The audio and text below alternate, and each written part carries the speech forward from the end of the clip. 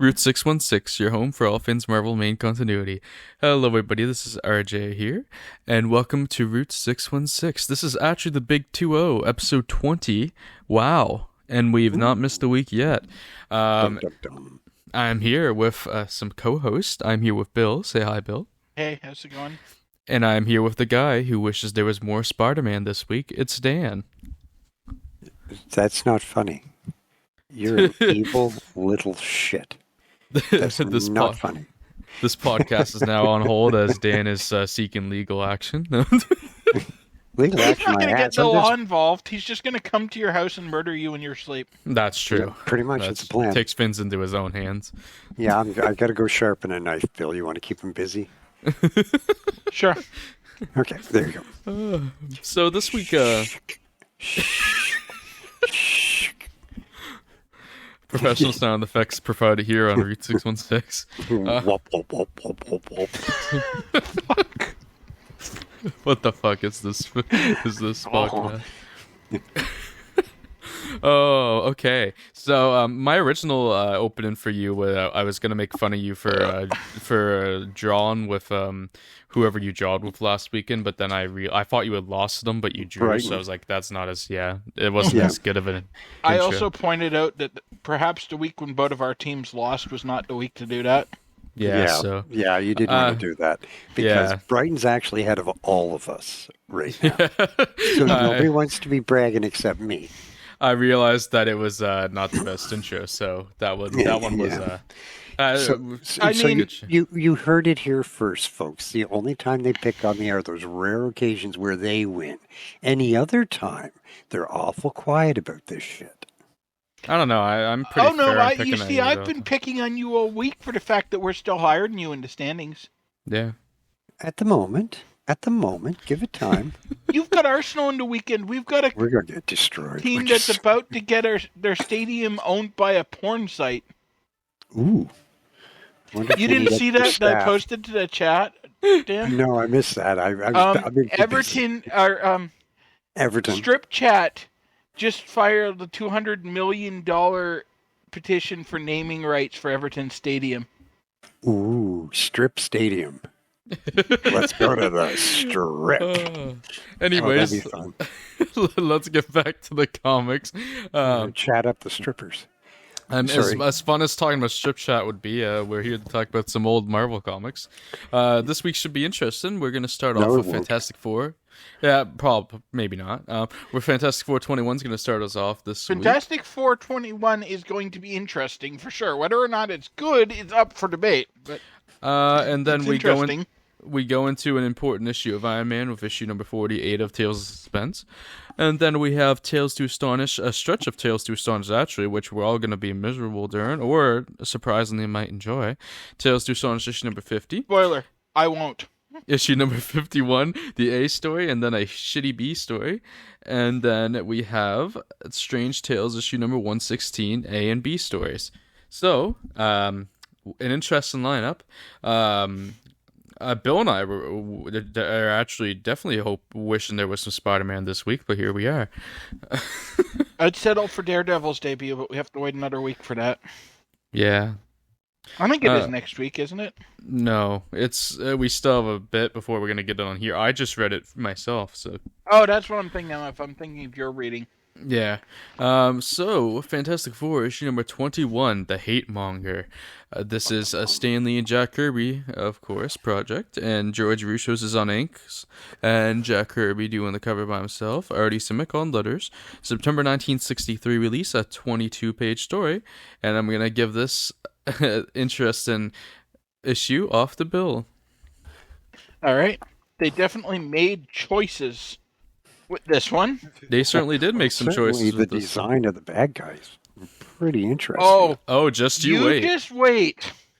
Oh, just you wait. God, it's a huge summary here. Wow. Don't read it. I want to get your reaction live when the villain's revealed. Yeah, do not read ahead for I'm this ready. one. I'm ready. All right. So this episode It sucks. opens. Let's go on to the next title. Oh no, we're going through this wacky shit. Goody. I mean, Um, great. This issue opens with humorous instances of a seeming earthquake shaking the Baxter building and disrupting 3 of the Fantastic Four's recreational activities. But it turns out it's just Ben punching a giant steel punching bag he made that's punching into the wall. Because despite the fact that this is a 22-page story, they only had 20 pages of actual story. Typical Marvel. Yeah. And Reed directs their attention to a newspaper discussing how someone called the Hate-Monger is stirring up sentiments in the city, but they can't do anything about him because, well, he's saying absolutely heinous stuff. He's not going far enough to break any laws. So they decide to go for a walk to take their mind off this horrible person that they learned about 3 seconds ago. And they stumble right into one of his rallies. And so we're introduced to the Hate-Monger, who's wearing chainmail and then a purple Ku Klux Klan robe over it. Mm-hmm. Yes. Yep. So he's GOP. Yes. Oh, yeah, he's where the GOP's headed. He's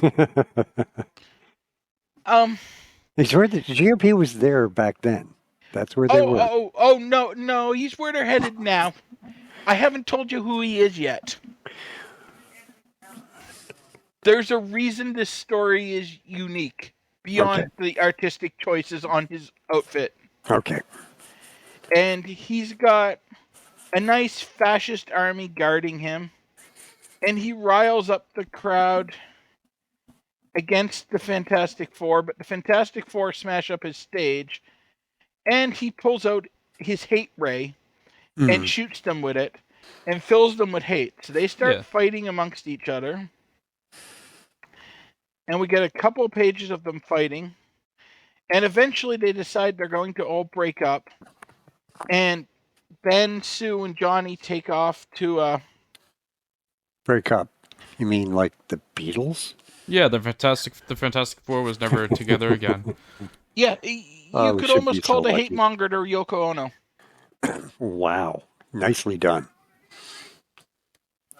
And anyway, Reed heads back to the Baxter building alone, where he discovers various security officials and doormen all severely injured from someone forcing their way into the building. Okay. And Reed's trying to figure out who it was. And oh, look, it was Nick Fury. Oh, thank God. I was worried this was a January 6th situation. Yeah. With all the tact you'd expect from Fury, when he was told that he wasn't allowed in without permission, he just decided to go in anyway. And so he has a meeting with Reed, and they catch up on the events of Massacre Mountain, which we've covered previously on the podcast. I was shocked at this point how quickly they brought Fury to modern continuity. Yeah, because this is way before S.H.I.E.L.D. Yeah. At this point, he's working for the CIA, which is an odd choice given that in the Sergeant Fury comic, it was Reed that was working for the precursor of the CIA. But anyway, Fury wants the Fantastic Four to help with a fictitious Central American country that's been completely taken over by the Hate-Monger. But since Reed's all gassed up on hate, he figures he can handle it himself, and he doesn't need those losers to help him. So he hops into Pogo Plane and heads for South America. And we get the other Fantastic Four all getting jealous that he's going to do it and figure they could do it better. So they all head for the Baxter building, and Fury's just sitting there waiting for them. So Fury tells them where he went, and they hop into their passenger ICBM and fly to South America. The Hate-Monger catches on what they're doing, so he takes some sort of tunneling missile thing that doesn't really make much sense, but Stan's trying to convince us that the Russians are building one as we speak. Strangely, it's 70 years later and it has not materialized. I forgot about that moment. That made me laugh when I read that. Wow. So after a brief diversion to tunnel under the Ukraine, the Hate-Monger also tunnels to South America, and we're setting up for a big conflict. You're really taking liberties with this one. Dan's not the only one who can make shit up.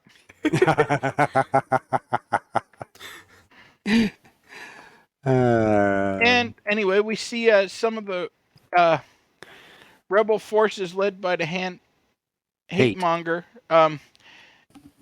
stockpiling ammunition, and Reed just reaches over from the next county with a stick of dynamite and blows it all up. And then a fighter plane flies by, and he reaches up and pulls the missiles off it. That's a bit of a stretch, don't you think? Fuck off. And we get a scene of a bunch of rebels traveling down this suspicious blue road in the middle of the jungle and not questioning it at all. And all of a sudden, the road rises up and attacks them because it's just Reed's body stretched. And he steals their guns and throws them in the lake because this is peak comic code where you can't murder them, even if they're bad people. And he finds a giant hate ray machine. And so he sneaks into the building around it to go and try to deactivate it. And immediately gets gassed with nerve gas that only paralyzes him for some reason. And he's brought before the Hate-Monger. Unnerved gas. Yeah, pretty much. And he's brought before the Hate-Monger, who's planning to use a giant hate ray to bounce it off the moon and coat the entire Earth with hate rays so that everyone will hate each other and follow him. And just then, Fury busts in and rescues Reed and shoots a whole bunch of people in one of those incredibly comedic artist and writer not communicating very well about the comic code, because Fury runs in with a submachine gun and he's spraying it off throughout the room, and you just see like hats and guns flying everywhere as people are dropping them as they're clearly getting shot off panel. And then the next panel, when they realize that, we can't show this, they're all fine and surrendering. Okay. And so the Hate-Monger decides to use Reed to fight off Fury and gives him the antidote pill to the nerve gas. But it turns out it's also the antidote to the hate ray. And so... Fuck.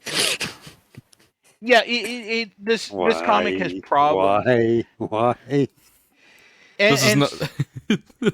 So Reed and Fury team up against the Hate-Monger, and Fury tries to shoot him, but he's lowered a screen of plexiglass that's bulletproof between them, so they can't shoot him. Aluminum. Pretty much. And the Hate-Monger escapes.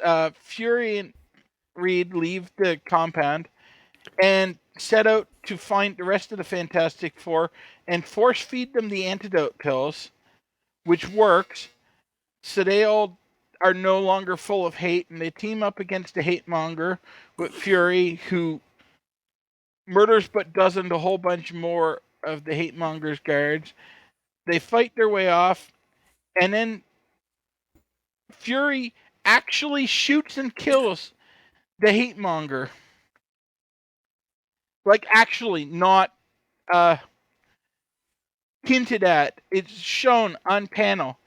And who, you might ask, is evil enough that even in peak comic code, you can be shown him being murdered on screen? Well, they pull the hood off, and who do you think it is? It's Adolf Hitler! And so they all get back on the Pogo plane, fly back to North America, and we get a positive talk about how hate will never win as long as America prevails. The end. Hoorah! There's when I can bring up any episode of the original Scooby-Doo cartoon, and it's more complicated and better written than this crap. I bet you thought it was Donald Trump, didn't you? No, I'm just kidding. No. Although it could be. It could be in today's day and age. But seriously, Scooby-Doo is written better than this. Yeah, this was full transparency. This wasn't the best issue of Fantastic Four that we've read. Really? Well, to be fair, there's nowhere to go but up with this story, with this title, because they're not exactly winning any friggin' prizes. That's not necessarily true with a few issues away. Yeah. Oh, we'll see.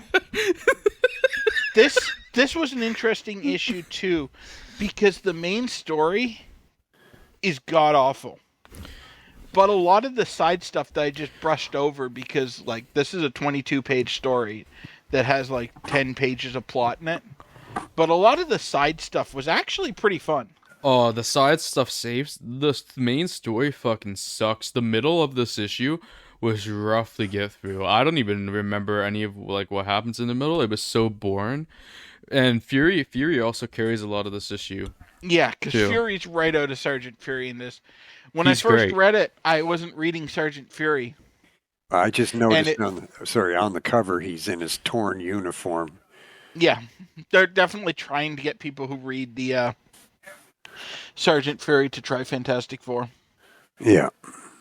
But when I first read it, I was annoyed from how different he seems from the Sergeant Fury you get in like every other modern 616 appearance. But he's completely on brand for Sergeant Fury. The off-brand version is that they've toned back him a lot when they put him into S.H.I.E.L.D. Yeah. Yeah, no, it's great. Yeah, so this one averaged crap. This one Fury is great, is what I'm saying. Yeah. This one averaged out to a 3-star. There was a lot of terrible stuff and a lot of really good stuff, and almost nothing that was just okay. Like there were parts that I was absolutely loving it, and then parts that I just couldn't wait to get done. Mm-hmm. You know, coming into this, before we started recording today, I actually thought I'd given this a 3, but I actually only gave it a 2. I think it's mainly because of that middle stretch that I was talking about that was fucking rough. That knocked it down to a 2 for me. And I mean, I think mine probably got a little higher rating too because I'm reading more of them in one sitting than you. And I mean, as bad as this was, compared to your average Strange Tales or Tales to Astonish, this is still fucking Shakespeare. This was bad, but I can see the parallels. Was bad, but it's a whole other level of bad when you get to those ones. And it was like 2 pretty terrible Strange Tales stories, and then this. And so by comparison, this wasn't awful. It kind of makes it look like Hamlet, I guess. Yeah. Oh, I can especially with everyone dying at the end. Well, the last Strange Tales is actually pretty decent. So. Yeah, it was, but that might have elevated your mood though too. As Bill was reading this, I was thinking, "Damn, this is Hamlet in a comic book form." Full disclosure: I don't actually like Hamlet. I've never actually read Hamlet. I've never met him. He's dead. I like Macbeth personally. Oh, Macbeth is a good one. Macbeth rules. Or Titus Andronicus. We're not here to talk about Shakespeare. Anyway, I'm sure at some point we'll come to a comic that's like directly lifted from a Shakespeare. So, Dan, what was your rating of this one? I think I know the answer. If I was really, really drunk, I would give it a 2 because there are some amusing things about it. The whole oh my god, it's Hitler. Bad guy. No, the Hitler bit's just bullshit. That's whatever. It's just that was it's just dumb. That was one of the dumbest things. That's why I didn't want you to know until I got to it. Yeah. That's it's so stupid. It's not even anticlimactic. It's just pointless. It doesn't have any impact. Right? It's so stupid. Oh, and don't worry. He did die in this issue.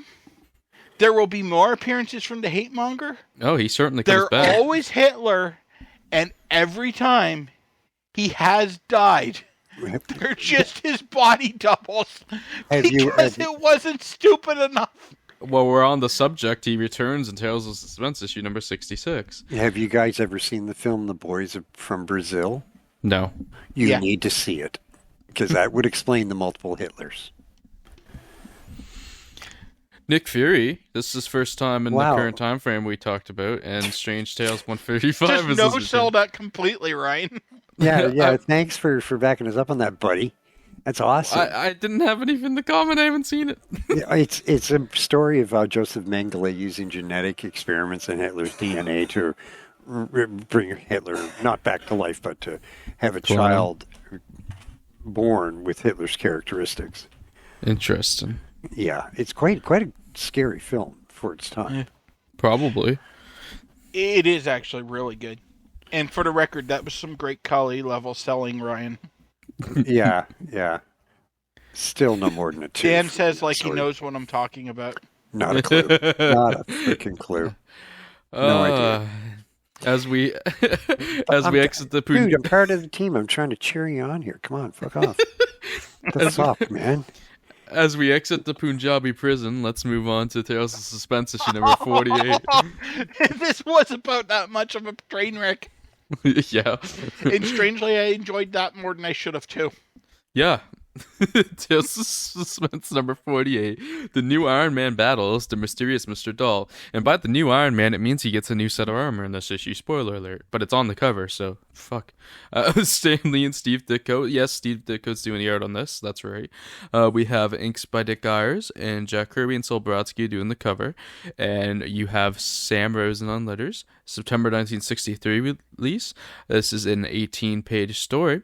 And you're welcome. Dan, this is yours. Ooh, hey. Well, thank you. We're getting closer to the classic Iron Man look. We are, because right on the cover you see the new Iron Man. So he's had a little sort of candy apple red there. And apparently this issue is not one you dare miss, according to the cover. So, and this is called the Mysterious... They also call it book length, despite the fact that it's only like 18. Oh, it is 18. Yeah, that's right. He's book getting length in a couple of years, but at this point, it's still a little short.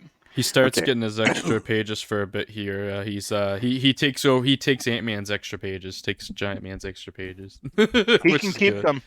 Yeah, hopefully he does. Iron Man is infinitely more readable. Yeah, you say so. Okay, so this is actually it's just the one title you're pulling. What do you mean? Right. Yeah, I know, right? No, this is a big synopsis, so brace yourself. Okay, the new Iron Man battles mysterious Mr. Doll, Tarker Doll, of the Vindiluvian people, for all you Red Dwarf fans out there. Okay, we start with Pepper Potts delivering I had a mouthful of beer when you said that. Sorry. Scum.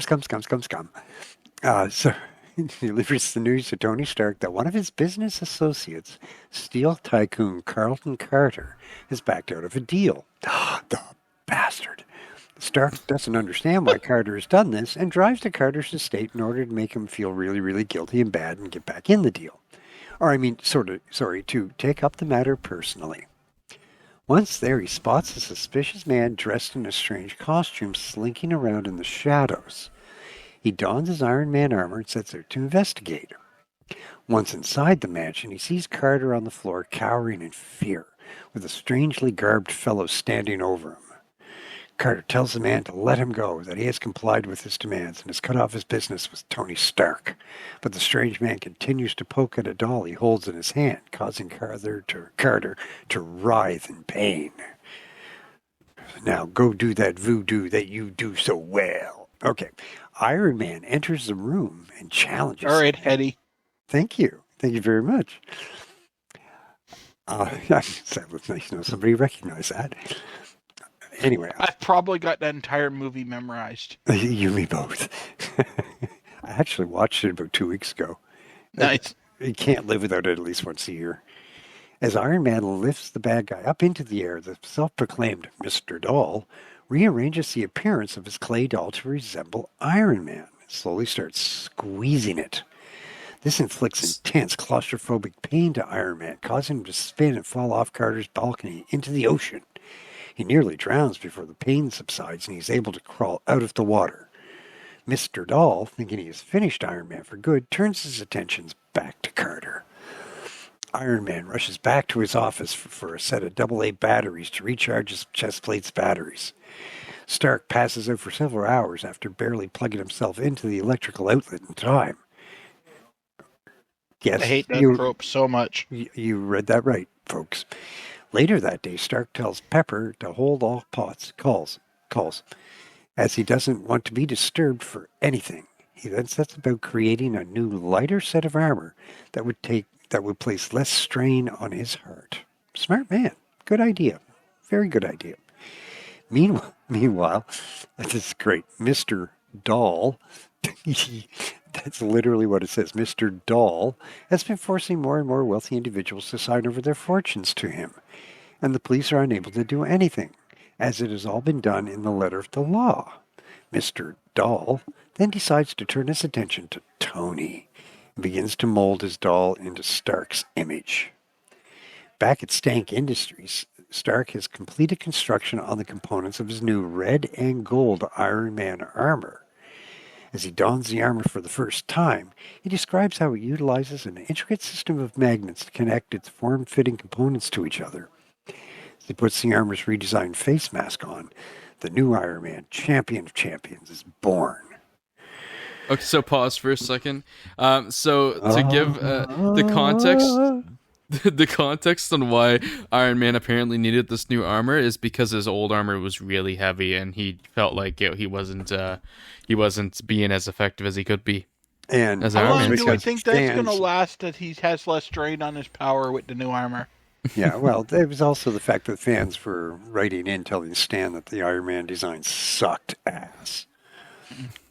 I mean, they like the new one enough that literally out of this 18-page comic, 3 whole pages, are him suiting up in the new armor before they reveal its look. They spotlight this new armor a lot. They're putting a lot into this.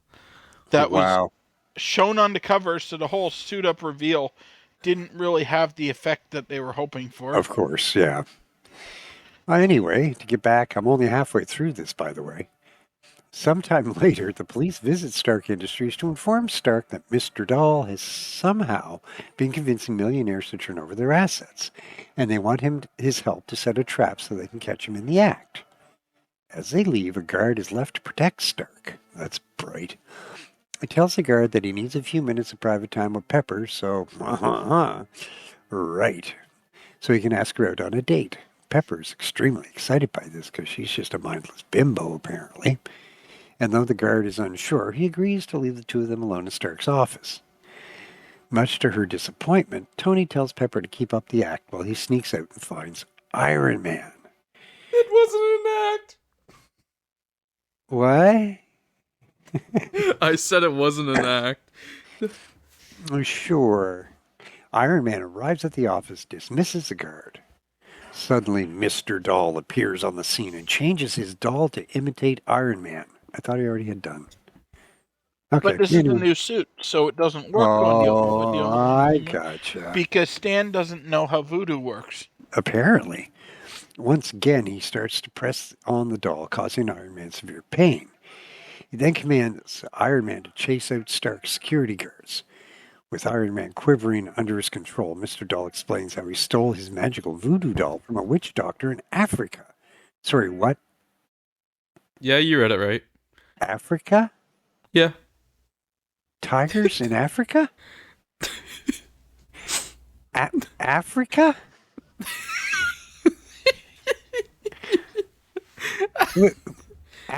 Africa? The fuck? Who wrote this? A 12-year-old? Yeah. Although actually, you make fun of that. Voodoo arose in West Africa. It's the trope for voodoo to come from Africa. That's been usually a long gets standing. attributed to the Caribbean, but I know it was passed down to them. But voodoo in the form that it like was in Africa, the voodoo as we know it was more of God. Let me try this again. It was more of black magic. it was more of a religion than Yeah.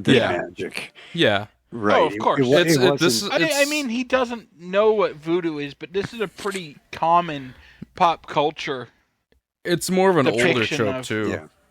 It's more of an older trope It's a too. fairly common pop culture depiction of voodoo from the time, and him attributing it to Africa isn't It's not too terribly more inaccurate than any other depiction of voodoo you'll get in the next 20 years. That's fair. It's still wrong and like dumb, but And hold on. it's not that off for what was going on around then. Yeah, I hear a bell ringing. You know what that means, folks? It's that time of the podcast when we ask Ryan if he's seen a certain movie and he says no. Ryan, have you seen the film The Serpent and the Rainbow? Of course not. There you go, folks. Yet another movie Ryan hasn't seen. Oh, well. He's Living the better gimmick luck tonight, next brother. You need to watch this movie, by the way. Okay. Anyway, Mr. Doll calls Iron Man a weakling and orders him to leave the room, but not to try to escape or he will cause him more pain. Iron Man falls to the floor in severe pain and crawls into his laboratory. With the door locked behind him, he decides on a risky gambit. He will disable his chest plate, causing his heartbeat to slow down, and prevent Mr. Doll from being able to control his pain. What? I've read the comic. I don't know. Okay, thank you. Don't worry about it. With his chest plate disabled, he fanatically works on a project that he hopes will allow him to defeat Mr. Doll. When the project is complete, he reactivates his chest plate and sets forth to confront Mr. Doll again. As Iron Man barges into the room, Mr. Doll begins to manipulate his clay doll into his image again. Iron Man uses his new transistorized ray gadget. I swear to God, that's actually what it says. Yes, it is. Transistorized We're coming into the transistor era of Iron Man now. Apparently. We flirted with it before, but we kind of left it alone for a bit, and now we're coming back. Okay, so he uses his ray gadget to mold the doll into the image of Mr. Doll himself. The surprised Mr. Doll immediately drops the doll, fearing he might hurt himself. As the doll hits the floor, he collapses into unconsciousness. Iron Man then scoops him up and hands him over to the police. Afterwards, Tony and Happy realize they've left Pepper locked in the room. She is not happy. And that's the end. Yeah, it was a lot more Anybody? fun to read than it sounded with your synopsis. Yeah, really. Yeah. I did like the part at the end when Tony can't understand why Pepper's mad. Okay. I don't understand why she's mad. He saved her life. Because Tony Fish. claimed to be in love with her for like 3 seconds and then ditched her in a room and forgot about her for several hours. Because she's actually in love with him. Really? Yeah, she's actually. Really? That's why I said earlier it's not an act. Boy, I'm glad you Yeah. mentioned that. Because he was like, keep up the act, and she's. Yeah, and then he just left and forgot her there for like 8 hours and finally came back. And she's furious and storms off. And Happy's like, but how do you figure women? And Tony's like, women I can figure, Happy, but Pepper, she's in the class by herself. Meaning he legitimately doesn't understand why she's mad. The guard must have thought they were really going at it all that time. My God. Yeah. Well, he is Tony Stank. So, But- yes. Well, you know what? This isn't that terrible a story. It's No, more it's fun to way read better than than I expected when I saw Mr. Doll on the cover. Yeah, and Mr. Yeah. Doll's a shittier puppet master, so Yeah. And his costume also makes me pine for the days of the Hate-Monger again. Because it's worse than the Hate-Monger's costume. Oh, it's which is lame. saying something. he's on some El Diablo bullshit. Yeah. Well, no, I like the new armor. The story really isn't that terrible because it goes in a different direction. It's not a communist or an alien, which is really nice. Yeah. Right. Africa? What, a tiger in Africa? But it's got some good moments. There's a few moments that make zero freaking sense. Like the continuity really struggles at times with some of the stuff that's going on. But all in all, it's not that bad a story. Yeah. I give it a good solid 2 without even hesitating. Yeah, I think a lot of the continuity issues comes from the fact that Steve was on this issue, and the Marvel method is at this time was a lot of Stan would come up with a concept, and then he'd give it to the artist who would go off and draw something, then he'd come in back and fill in dialogue. Yeah. And so Steve probably didn't know what the fuck was going on with Iron Man. Yeah. Well, that and how Iron Man beats him is really lame. Like it's good up until Iron Man's final solution for defeating the villain. That is just which I suspect stupid. would be better if they hadn't wasted 3 pages on the suiting up for something that had already been revealed on the cover. Yeah. Yeah, it's I mean because that screamed we've run out of pages. Yeah. But I mean, they could have come up with a much better way to defeat the villain. I can already think of 2 or 3, right, involving electricity and magnets and so on and so forth to beat the villain. You know, there's no need for it to be this stupid. The ending is just lame as crap. But the rest of it's not that bad. It's really not. And the side story with Pepper is amusing, if nothing else. I think I'm guessing Bill and I gave this one the same rating, and a 3. I gave it a 3. Yeah. A couple of the characters do return. You know, the classic Charlton Carter returns in Iron Man: The Iron Age #1, and then Mr. Doll does come back. That good old guy. He returns. Nathan Dawley is his actual name. Spider-Woman issue #3 is when he returns. Nathan Dawley. That's his I'm name, deeply disappointed that that's not just a retelling of Iron Man's early days. I was hoping to never encounter Mr. Doll again. I mean, he wasn't that bad in this story, but he's just the puppet master with a stupider costume. Yeah, he's shittier puppet master, like I said. Yeah, for the most part. And Puppet Master isn't exactly a top-tier villain either. Excuse you. Well, I don't know what you're talking about. Puppet Master's right up there with Porcupine. Exactly. My boy is. Oh, boy. Just you wait until they do Puppet Master dirty and Stan has to come up with some bullshit story about how he got plastic surgery in between issues because the artist drew him so off model. Well, you both of you will be happy to know, since you're both such huge fans of the Porcupine, you will be happy to know that he still exists. Yeah, I know. Yeah, he shows up in She-Hulk. Oh my god! You're still watching that, aren't you? No, I saw a photo. Okay, I gotta catch up. That guy was doing a review on a number of different shows, and I was listening in, and he had some clips, like little, 2-3 second clips from different episodes of different TV shows that he was reviewing. And Porcupine shows up in She-Hulk. I might have to watch just that scene. God damn. Just to see how they do the Porcupine costume. Oh my god. Does that mean he can't be on my boys list anymore? Damn it. I think She-Hulk is like the equivalent to holding the GCW World Championship, so you're probably fine. Yeah, that's okay. I just got a copy of Werewolf by Night, the new Marvel movie. Oh, I'm sorry. Oh, we'll see. It could be good. Well, I don't really. Yeah, I'm basing that entirely off of having read most of the first run of Werewolf by Night. Damn it. Don't tell me that. I love werewolf movies. They're one of my favorite freaking genres. Oh, trust me. Jack Russell has nothing to do with normal werewolf movies. Bill. First off, his name is Jack Russell, and he's about as intimidating as one. You're ruining this. I got all freaking excited. I was like, oh, a new werewolf movie that I haven't seen. Ooh, and it's Marvel, so it's probably going to be good quality. This could be great. Well, damn it! How long is it? I don't even know how long. It's an hour. It was a TV movie special. Oh, so yeah. I mean, I was gonna say it's more of a TV special, but it's pretty much. Yeah, I know. I saw it came out today or whatever. Yeah. Or yesterday, whatever. I guess we should move on. Yes, please. I just looked up the Porcupine costume from She-Hulk.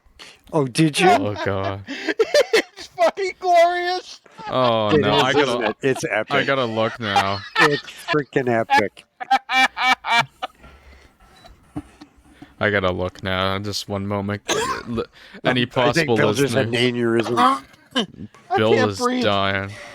Oh my god. Isn't that epic? Is fucking awesome. It's perfect. That He's my is new favorite bad guy. amazing. Since I saw this picture, he's He's been my new already- favorite bad guy. This is my chef's kiss. That's fucking beautiful. I mean, this He's is better not quite than Pace that Black rock, Pete. but he's up there. It's I mean, I saw him because, like I said, I saw a little 3 or 4 second clip, and I went, "Oh my fuck, that's the porcupine!" And, oh my god! And I remember, from our doing this podcast, all the talk about the porcupine. I thought, you can't be serious. It's not really him, but it is. That's awesome. Oh my god, he's black. I wonder how upset people are. I don't think they really give a shit. It's the porcupine. Well, no, it's and that's one of the running issues I have with TV shows defending bad ratings by claiming people are racist or they're misogynistic, and it's like, you know what? Everybody's watching House of the Dragon and loving every goddamn second of it, and they've race swapped some actors to make them black for certain members of the family. Nobody's blinked at that. Nobody cares. It's got nothing to do with whether they're white or black. It has everything to do with bad writing and bad productions. Right. Anyway, having ranted on that for 5 seconds, we better get on to the next title. Tales to Astonish, issue number 50, The Human Top. Stanley and Jack Kirby, Steve Ditko is inking, and Sam Rosen on letters. This is a September 1963 release, and this is a 13-page story. But don't get, there's a twist to this one. This is the start of a 2-part story. And even just this part feels way longer than 13 pages. So...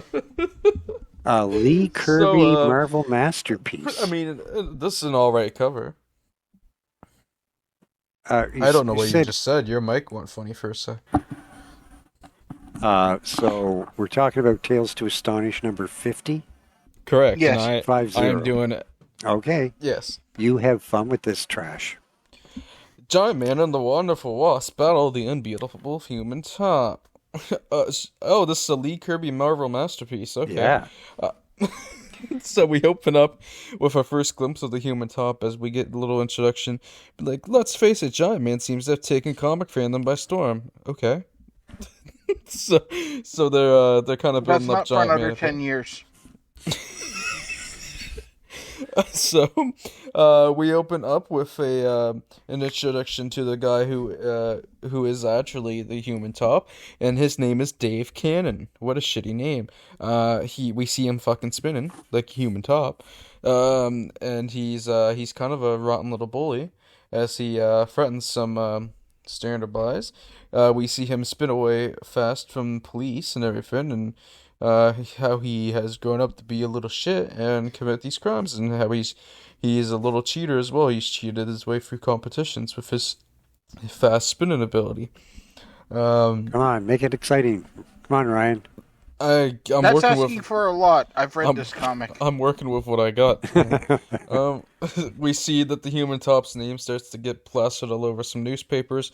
None of them are the Daily Bugle, so they're not as good. And Hank sees them, and he's like, "Oh, this might be a job for Giant Man. I'm gonna kick his ass."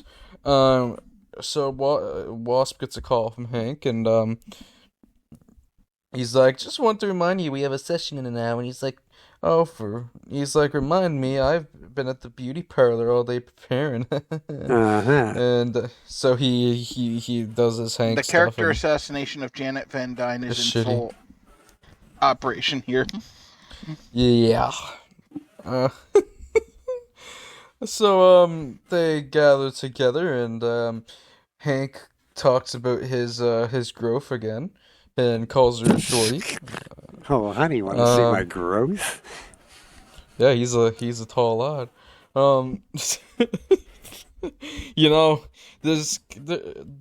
It really explains what is attractive about Hank Pym. He's got He great takes a growth. blue pill and then gets bigger. Yeah, he has great growth. So Hank goes into talking about the Human Top. And now After he's he getting shows messages. her his growth. Yes. Hank Pimp. This is a family comic that happened between panels. Oh, okay. So, He so he's getting messages from his aunts and has learned that good old Human Top has a plan to rob the Danley's department store. That is the name of the store, Danley's. Uh, so now that Hank knows his plan, they've got to stop him. Remember when I said this was 2 parts? That means this story doesn't conclude in this issue. oh, goody. So we see Dave Cannon doing some Dave Cannon things and practicing his Human Top abilities. You know what? On reflection, maybe this isn't that good. No shit. Wait, stop the fucking bus. You thought this was good at some point? Yes, they did. We'll get to that later. Okay. I want some of what you're smoking. Unfortunately, I'm high on life and only life. Right. We see Human Top's plan to rob Danley's is actually successful, and Hank learns that he actually can't catch this Human Top, even in his larger form. We get a hilarious panel of Hank crouching behind a counter, swallowing his blue pill, getting ready to stop the Human Top. Please tell me it's blue. When you said hilarious panel, I thought it was the one where he was going face first into a lamppost. No, I haven't gotten there yet. He almost gets run over in his large form trying to chase the Human Top. Human Top is gloating like he does quite a bit. We see quite a lot of gloating in these 2 parts. And Hank does a lot of different things trying to catch him. He gets some ants in play. Wasp shrinks down trying to direct things going on. And Hank gets him stopped for a second as the ants help to break the ground apart somehow that I forget and I don't really care about because it's stupid. And then Way to sell it, buddy. Human Top gets back on his feet and starts spinning away and makes Hank run into a fucking a light pole, as Bill said. And then Hank also runs into a Hanen sign. You know, I think I found out why I like this issue. Hank getting hit in the face with metal objects. That part is pretty good. Yeah, that's actually part of it because these 2 parts like bury Hank quite a bit, and it's actually hilarious. So Hank continues to be unsuccessful. He even runs right through a fence trying to chase the Human Top, and it is still unsuccessful. And eventually, the Human Top does escape. We see the Human Top comfy in his bed, looking at the newspaper, talking about how Giant Man was defeated by the Human Top in a dramatic chase. More like a comedic chase. He's like, oh man, not bad for a beginner. I made all the front pages. And he's like, the beauty of it is that the public will end up sympathizing with me because I'm the little guy. So, well, at least he's courageous enough to admit it. Hey, you know. Don't worry, he drives a big truck in his civilian life to compensate. Oh, okay. Hashtag humble. So we go back over to Janet and Hank as Hank is now doing training sessions to try to gain the speed to take on the Human Top. He is not very successful. He repeatedly fails, and we see Janet even think to herself how she has the settings on low and doesn't even really have it going as fast as the Human Top would be going. And we end off. Janet's like, I hope I'm only operating at half speed, and we only have a few weeks to get him in shape. I hope. What if the Human Top strikes before then? And then we end on a panel seeing the Human Top carrying dynamite for some reason. As we see him get ready to menace again. I love how he's lit the dynamite despite the fact that he's nowhere near where he's just planning to attack. But of course, this tale was too big and too filled with surprises. Well, like the story, the dynamite was a slow burn. Yes. Yeah. This is horrible stuff. To be continued until Astonish issue number 51. Oh, thank God, we're done with it for now? No. Crap. 51 is literally the next comic we will be covering. They grouped them together. This will start to happen more slowly. Although generally the stories will be better. Yeah, because it's not Giant Man. Oh.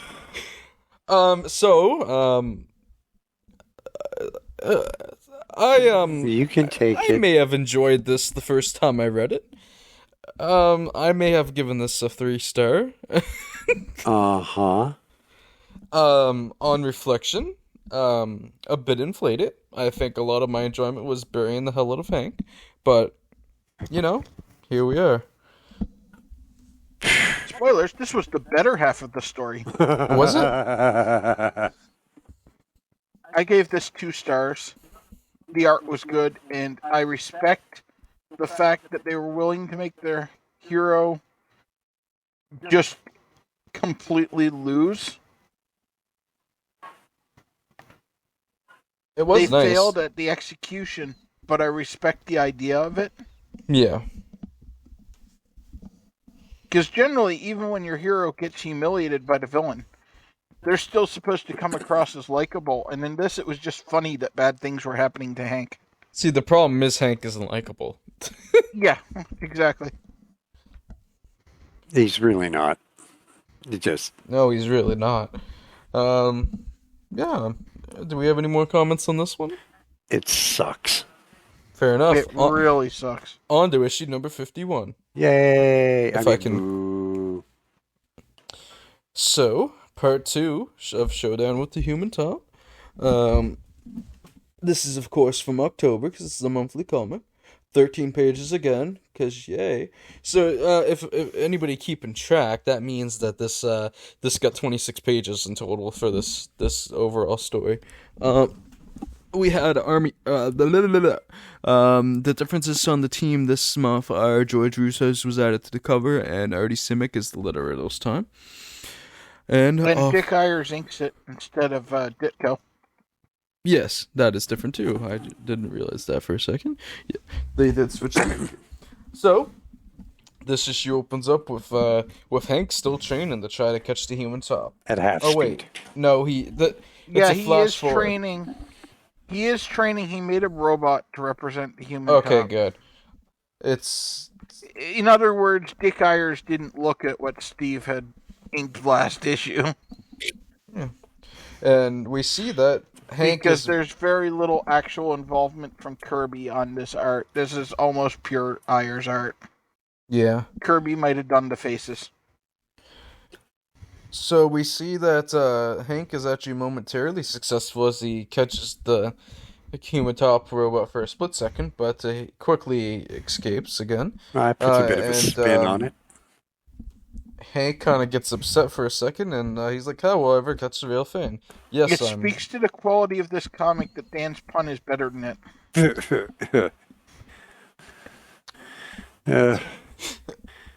Come on, Ryan, make it exciting. Come on. You want exciting? Well, here's the Make Human it Top. exciting. He throws dynamite right at a ship and sinks it. Wow, really? He uses it to cause a distraction to get the police over in one area, so he can go out to the other side of the city and cause mayhem. Gosh, Rooney, really? He's really smart. We see Henry pop another pill, and he's ready to go. He's large again, and it's yellow this time, so he's on Cialis. He's on Cialis. I mean, there was a white one last issue, but I was just going with the. Yeah, it wasn't colored, so I was making Viagra jokes with it. But this time, it actually is colored like an ED medicine. So, as they're trying to go get ready to take on the Human Top, they are bum rushed by a ton of fans. I didn't know that Henry had any of those, but here we are. So this Giant Man fan club is a thing for a bit. Yeah, it comes in another issue or two. More importantly, it shows up in several more issues, I think. Yeah, probably. So yeah, he has his fan club. He has to get them. He's like, now hear this, and they're all on the ground because of how loud he is. Because he's 12 feet tall, and big. And they leave, and they spot the Human Top. So Hank goes a chasing, and He still can't quite catch the human top yet. It's a lot of chasing in these two parts. Um, he does momentarily grab him, but human top just spins right out. Uh, Hank does an impressive dive over a vehicle, but then fucking falls right into the ground. Hank gets chasing again and gets his leg trapped in a sewer. He'd almost broke his leg there. Yes. He gets his leg trapped in a sewer grate, which is fun. Um, Human Top is running around the cops as they're trying to get Hank's leg pulled out. Um, and the one of the cops uses a fire hydrant to spray down Human Top, which actually slows him down momentarily, enough for Wasp to be able to grab onto him. Yanking my lariat. I can't be the only one who was hoping for Hank to break his leg in that sewer outlet so that they'd sell him to the glue factory.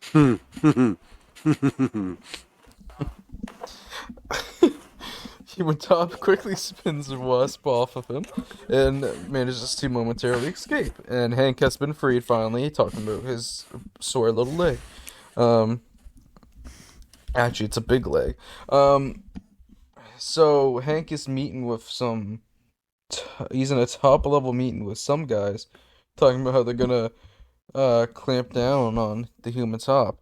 And this turns into a whole ploy to where he's working together with the police, and the chase starts up again. And it turns out that Hank, working with the law enforcement, has helped to block off and close off sections and I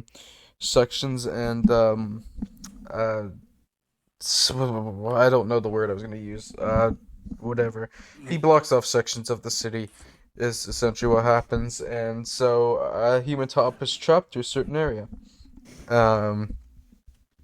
So how to? Oh, this is the okay. It just ends really fast, huh? So he lets Human Top tire himself out a little bit because he's still human. He's gonna get tired eventually, and then that's when Hank decides to pounce, and he manages to kind of get a hold of him and fucking pounds him and knocks him out. And that's it. The cops, he gives Dave Cannon to the cops, and we're good. Wasp asks why he couldn't slip out of Hank's grasp as easy as before, and Hank reveals that he came up with an ingenious invention he just put some glue on his gloves so Dave Cannon couldn't escape. Oh. Wow. That's brilliant. We end off with us being promised that the next issue of Giant Man is even greater than ever, so be sure to come back. Well, it's not like it can get in their worse. defense, that's not hard. Yeah. That's right. After taking all that Viagra, Giant Man certainly is. Oh. I don't know if I've said this before, but on reflection, this one might not be that good either. Really, Ryan? Really? I'm not proud to say this, but I did also give this one a 3 when I first read it. Are you serious? Tell me you're joking. I'm not. I must have been in a really good mood that night. What warranted a 3? I don't seriously, know. Tell me what it was about it that you said, wow, this is above a 2. The bad guy? Was the bad guy? Hank almost broke his leg. And that made it a 3 instead of a 2. Still more Hank embarrassment. I really don't know besides just embarrassing Hank. Yeah, pretty much. Okay. Because I'm I also struggling. gave this one a 2. This was just painfully boring. I actually enjoyed this half more than the other half. Just this one because flows this better. half was like 80% chase, and so it was really fast read. Okay, it flows fair. better. It's easier to read. That's part of the reason I because if I gave the last one 3, I kind of felt like I should give this one 3 too. I mean that's fair reasoning. I did not give the other one 3 either. I actually, when I reread it for the podcast, I'm kind of regretting not giving it a 1. Yeah, I'm struggling to find a reason to make it a 2. It made too much sense for me. My rating tends to be 2 is boring, 1 is either actively offensive or I can't figure out what the hell's going on because it's too bad. See, for the most part, I wasn't bored though reading these. Okay. I thought a lot of it was dumb, but I wasn't really bored. Well, I felt like it was more on the Human Torch scale than the normal Ant-Man scale. And I mean that's fair reasoning because I've definitely given like not exciting comics 3 before, just because they're completely fine. Like 3 is kind of it's an average comic rating. Well, the other part of why I got a free 3 is because comparing it to other Ant-Man and Giant Man stories we've had, this really isn't that awful. okay. You know, from that line of logic, it almost makes sense. That's part of what I'm always comparing to other stuff when I'm doing these ratings too. Yeah. So that was part of it. But yeah, I tend to compare to what's around it, but not really to the series itself. So like these ones coming off the last bunch of comics we read, these were definitely more boring. That's fair. It's just... But I would agree with you.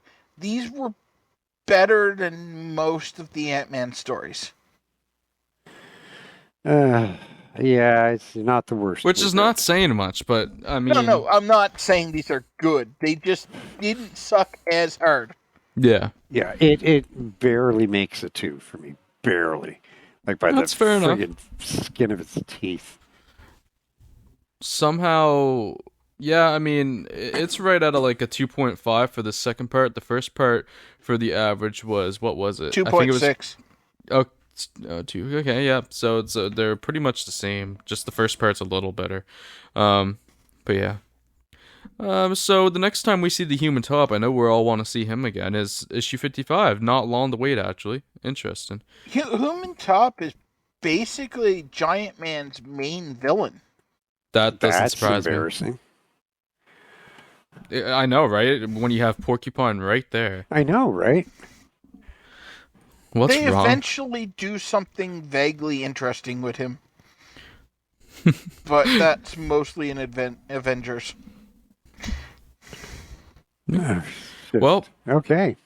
That was horrible. Let's move on yes, to the 5-page B story that we all love these. Larry's withstand. Poor Larry. The title? Summer Waits a Wabo. Yeah, no, Somewhere Waits a Wabo. What's the comic? Astonish 51B story. Oh, okay. It's one of the shitty 5-page stories. Larry Lieber does the art on this one as well, and then George Russo's on inks. George Russo, that makes sense. Cover is the same. Alrighty, Simic on letters for this, and October, that we've already in 5 pages. Yep, okay. Okay. Cool. Somewhere Waits a Wabo. Jan is back to tell some cops some story. Is that cops or it's orphans? They're veterans in an old veterans hospital. They're veterans like this in time. Wait, this one is veterans, I think. Yeah, she's at a veterans hospital. Yep. And orphans homes. And okay, whatever. But these are veterans. I don't know why they mentioned veterans. the orphans homes. Me neither. I knew there was one of these that they mentioned orphans and they look like full-on adults, so it must be this one. Yeah, I think there is one where she actually tells a story to orphans too. There is, yeah. So this is a story. That's it. Do you want me to do this one? No. Okay. It's she tells a story about about a space mercenary space pilot named Rack Morgan. In the year 2000. For money, he would do anything, and we mean anything. Remember, this does take place in the year 2000. Okay, I've got to establish that. So this is the far future. I'm really glad we're establishing all these contexts on this really important story. For the story. record, that's not Dan being sarcastic. No, I'm serious. I'm explaining it to the audience who might think that that's just Dan being a dick. No. Me? Yeah, it's actually established to have happened 22 years ago. Yeah, she makes sure to say that the story takes place in the year 2000 before she goes right into the full story.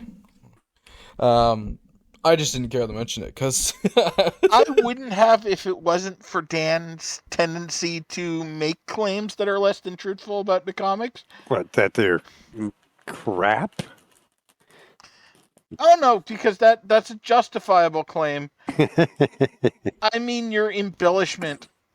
Oh no, I would never. So we see we see Rack Morgan barely narrowly miss I can't speak, narrowly misses colliding with another ship, and some other another people on another ship spot him, and they're like, oh, this ship belongs to Rack Morgan. So God, this sucks. Yes, it does. Do you want me to do it? Rack Morgan gives a lieutenant or whatever, somebody from the ship, he gives them a drink, and it turns out that the drink is poisoned or whatever, and he gets dizzy and he passes out. And Rack Morgan is like, the knockout drops I slipped in his drinks work like a charm. Oh, I just remembered what my note was for this. He dropped some space roofies. So Rack Morgan's like, now while he's sleeping, I'll go to the spaceport and fly up the Blake cargo myself. Along the way, going back, he comes across meteors, but he avoids them. But to avoid them, he lands down on this strange planet, where there's old wives' tales about these creatures called wobbos. And he lands. He's like, "Oh my God! There's these huge gold chunks right in the open. No wonder they've told these stories. This is to keep us away from all this gold." But turns out, the gold is not gold. It's wobbos. The wobbos do exist. It's not just an old wives' tale. And Rack Morgan, in his overconfidence, has got himself killed. The end. So don't be overconfident, kids, and don't be a bastard. Don't be a space bastard that gives space roofies to people. Yeah, and steals space gold.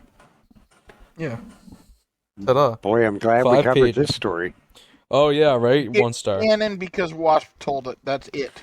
Really? Yes. Yeah. Okay. The standards are low. Yeah, 1 star. Fuck 1 this. star. This is just that story from like our first or second episode about the hut that was the monster. It's just that again. We're 3 white guys doing a podcast on a Friday night. Standards have nothing to do with anything except an absence thereof on our part. I think the absence is self-respect. That too. That too. But yeah. I love that this is how we come together and hang out. Man, my life is such a joke. On that note, let's move on to Strange Tales. Strange Tales issue number 116. This is the A story. Oh no! I forgot this issue was the Puppet Master. In the clutches of the Puppet Master. That's incredible. We got Mr. Doll and Puppet Master in the same episode. Oh, that's incredible. Boy.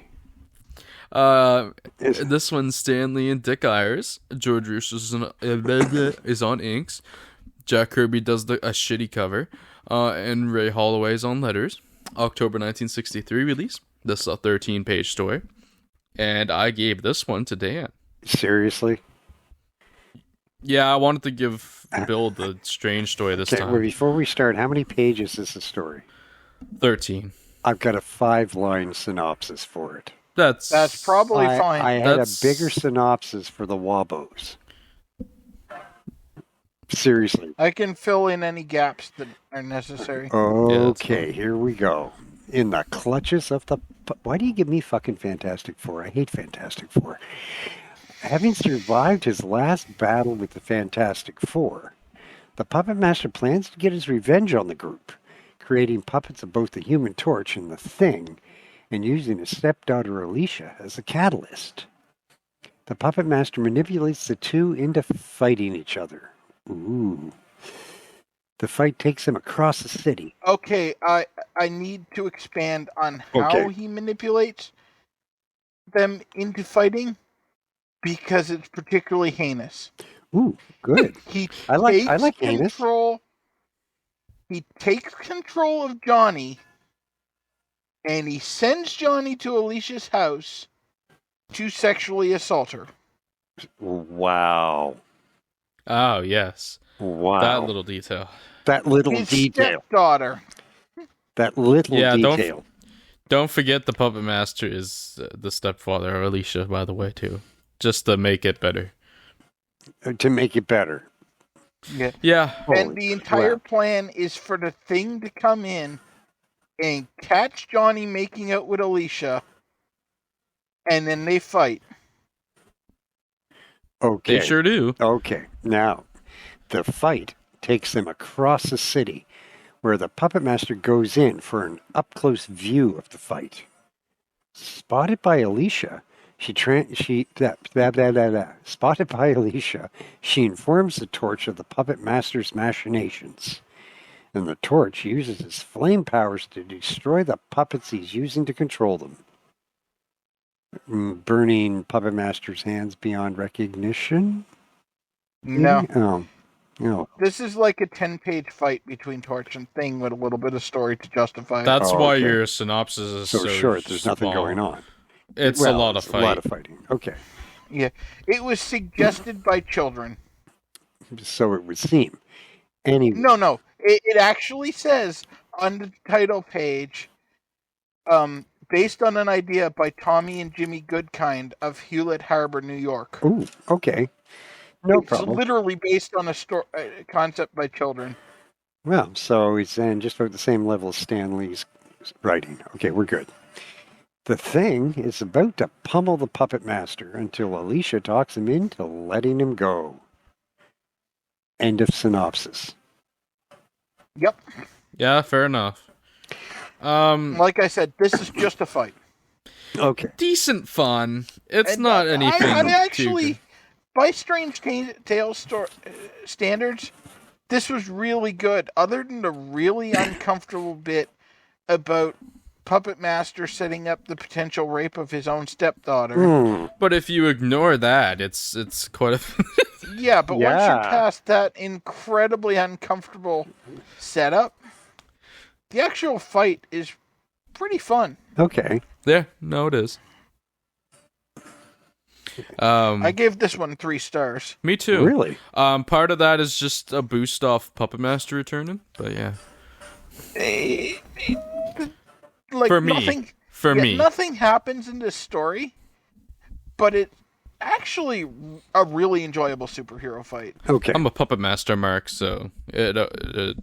Well, to be fair, superhero fights are what it's all about, whether against each other or against bad guys. That is kind of what. Yeah, this and Johnny sort of and the main Thing trope of the usually match story. up pretty well.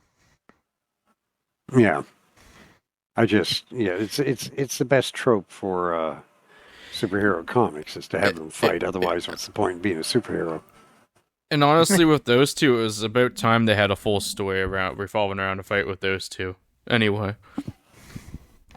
It's almost surprising it didn't happen sooner. Boy, I'm so happy we covered this story. It's part of the cornerstone of what Aren't makes you glad Marvel I gave great. you this one? Yeah, I am.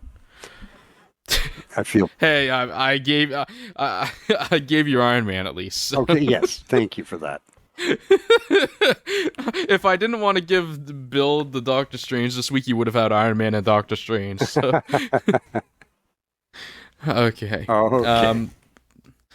I guess we'll just move on to the Doctor Strange story then, unless anybody else has any more comments. Not really. Dick Ayer's art was great on that Human Torch story. I will give him credit for that. Okay. Yeah, he did pretty well. I hate that cover by Kirby. But Oh, the whatever. cover is atrocious, but the internal art was actually really good. Oh, That's probably Russo's part was- of why I gave it a 3, because when it's a fight issue, it's all about the art. I hate when Russo's inks the covers that Kirby does. It's never good. But yeah, the B story, Doctor Strange returns Okay, to the you want Nightmare to give World. people the title of the comic? Strange Tales 116 B story Okay. returns to the Nightmare World. Stan Lee and Steve Ditko, and Artie Simic letters this one. And this one is Doctor Strange keeps his 8 pages. And Yeah, I this don't one's for think he's Bill. going back to 5 anymore. That's good. Although in this case they probably could have gotten by with 5. Yeah, I as we teased last week, I'm not the biggest fan of this Doctor Strange. This is the worst. I'll just say it. This is the worst Doctor Strange we've covered up to this point. It is. I didn't mind it, but it's not as good as the other one. Anyway, this one opens with Nightmare in his nightmare realm, plotting revenge on Doctor Strange for the last time they met. And he's realized that in order for him to conquer the Earth, he needs to deal with both Doctor Strange and the Ancient One. So he plans to deal with Doctor Strange first. Okay. And the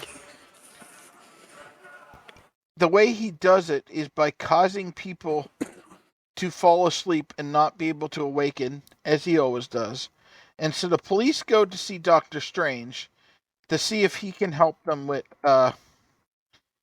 this mystery. And so Strange goes and examines one of the patients, and he uses his amulet and realizes that it's the work of Nightmare. And so he goes back to the Sanctum Sanctorum, and he casts a spell to take himself to the Nightmare Realm in astral form. And he leaves and travels through the Nightmare Realm as I scroll past like 4 pages of ads. And this is just a lot of Ditko art. And eventually he runs into Nightmare. And Nightmare talks some shit, but Strange finds the souls of the people that Nightmare has imprisoned. And he goes to freedom, but suddenly Nightmare destroys the bridge that Strange is walking on. And he falls fully into the Nightmare Realm. And then Nightmare releases a spiny beast onto him. Ooh, porcupine. No space, by the way, if you're wondering. Yeah. And the spiny beast forces Strange back to the edge of a cliff and is about to force Strange off the cliff to his death, I guess. Although he's an astral projection, so I'm not sure if a fall would actually kill him, but Nightmare seems to believe it would. But just then, Doctor Strange shines the light from his amulet directly into Nightmare's eyes, and Nightmare freaks out and covers his eyes and accidentally zaps his spiny beast with his taser stick and kills it. And so Doctor Strange hops back on the bridge and takes the souls of the people out, and he has won again. And as he leaves, Nightmare yells threats at him for how he'll beat him next time. And that's the end. That was okay. Yeah, it's fine, but it's not at the level of the previous Doctor Strange stories we've had. And I think my problem with this one, part of it was me comparing it to the other ones, because it's kind of a bit of an almost big drop down, but it's still fine. But I just wasn't feeling this one as much, and I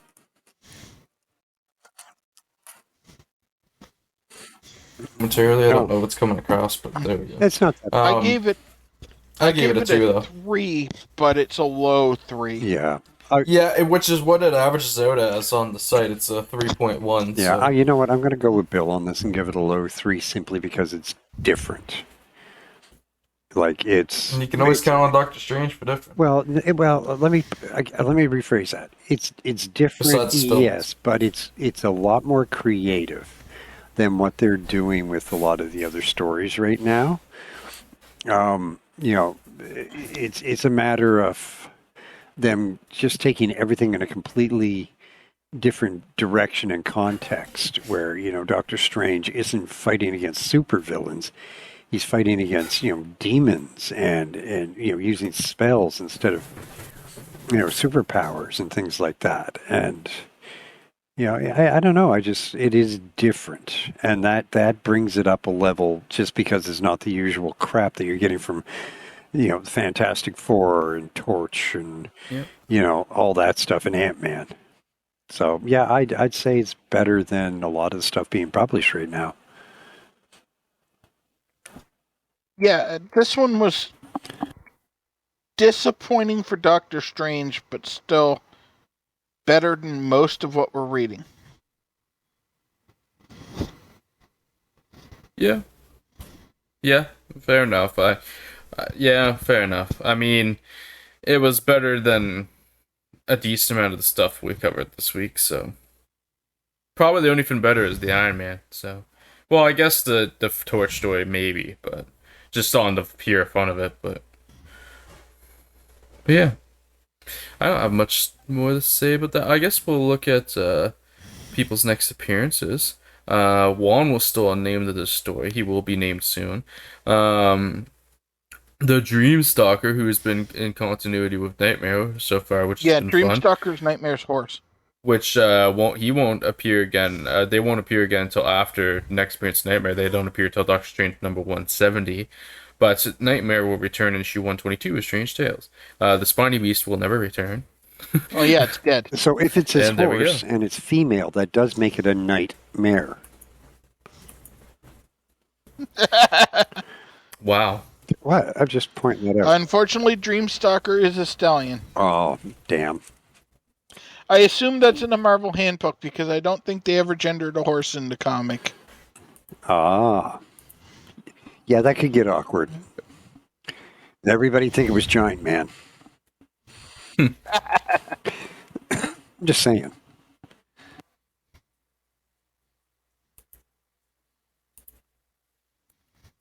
Well. Okay, somebody got to guess. talk. Difficult. So we have made it through our comics for the week, and for next week's lineup, it's gonna be an interesting episode. We've actually got some fun stuff next week. Opening with a doubleheader that Dan's going to be thrilled by. Yes, we open up next week with Amazing Spider-Man issue number 8. Oh, joy. The Oh, A look, I'm story. turning into Giant Man. I'm so excited. Oh man, you're large, huh? So Amazing Spider-Man number 8, the A story, will see Spider-Man take on the terrible threat of the Living Brain. Who and what is the Living Brain? Who Come back to cares? find out. It's Pretty not much, Krang. pretty much because he doesn't appear again for who knows how long. Or well, they don't. It doesn't. Whatever. Pronouns are hard. No, I feel like a Republican saying that. The B story of Amazing Spider-Man sees Spider-Man tackle the Torch. Spider-Man and Human Torch go face to face, and surprisingly, Spider-Man is the heel in the program. It's a bad enough idea that when they bring Doris Evans back later, they just ignore this issue. Yeah, the B story is something. Tales of Suspense issue number 49 is next for a fun crossover with the Angel of the X-Men, which is a really decent story. That'd be fun. Yeah, you'll probably like that one actually. Tales of Suspense 49 B story sees a Never Watcher story in the Saga of the Sneakers, which I thought wasn't terrible for a shitty 5-pager. Then we end off with a couple of Thor stories. First with Tales. What am I saying? Journey into Mystery number 99, the A story, which is the first part of a two-parter revolving around the mysterious Mr. Hyde. And then we read issue number 100, the A story, which is part 2 of the Mr. Hyde story. And we see that conclude. So, pretty fun week ahead. I never thought there would be a day when I'd be looking forward to an X-Men story. But somehow you ingrates have managed to make that happen. Where has my life gone? How pathetic is that? Bill probably said that in 2015. I never thought I'd be looking forward to an X-Men story again. Yeah. Well, Hey, I've always been an X-Men fan. Yep. Really? Yeah, X-Men was one of the first things I started reading. Oh, okay. Well, that's fair. Yeah, Bill loves X-Men. I do too. That's fair. I was never. I mean, I was just making a joke. I talk a lot of crap because the initial run of X-Men before it went into reprints is pretty disappointing. Yeah, that's fair. But I always get excited when I see X-Men coming up just because I'm enough of a mark. Okay. The thing is, I don't dislike X-Men. I just was never that big a fan. And I was just ugh. I was just making a joke because when Bill left off reading comics, the X-Men were in a rough spot. So Oh yeah, when I stopped buying new comics, it was peak not wanting to publish anything good in X-Men because the wrong movie studio might get rights to it. yeah, Yeah, good point. it was when they were pushing the Inhumans to try to be X-Men, and the X-Men weren't getting pushed that well. And blah, blah, I still haven't watched that. I keep meaning. It's not good. I'm getting to it soon in my watch. I intend to at least try and watch the first episode, just so I know I what I'm watched a talking couple of episodes of it. I didn't terribly care for it. about. Okay. Yeah. Well, I guess we will go into our conclusion here. If you are listening to this on YouTube, please leave a like, subscribe, comment, and even share if you would like to. Give us some comments. Give us your thoughts on the podcast. Tell us what you think of the stories. We'd like to hear. If you're Feel free to share how hilarious that porcupine costume is from She-Hulk. And Yes. know that we do apologize for the absolute stunning lack of quality, not only on the podcast, but on the comics we're covering. I hope one day. Apologizing for shitty 60 comics. I am. If we're going to subject Maybe people one- Well, to yeah, this, you were we'll- around back then. You might have been like one of Stan Lee might have been a pseudonym for you. You should feel bad. You don't know that it wasn't. No, I don't. Yeah. Your brother. Yeah, that's it. Wow. Anyways, when my mic accidentally unplugs, it accidentally restarts the recording, so I'm going to end this before I possibly do any damage. Okay. We are also available on Google Podcasts, Apple Podcasts, and on Spotify. And on Spotify, click that poll and let us know which of the stories we've covered is your favorite. Anyway, guys, come back next week for what should be a pretty fun episode, and we will see you all next time. And peace out. Bye-bye. Have a good one, everyone. Bye-bye.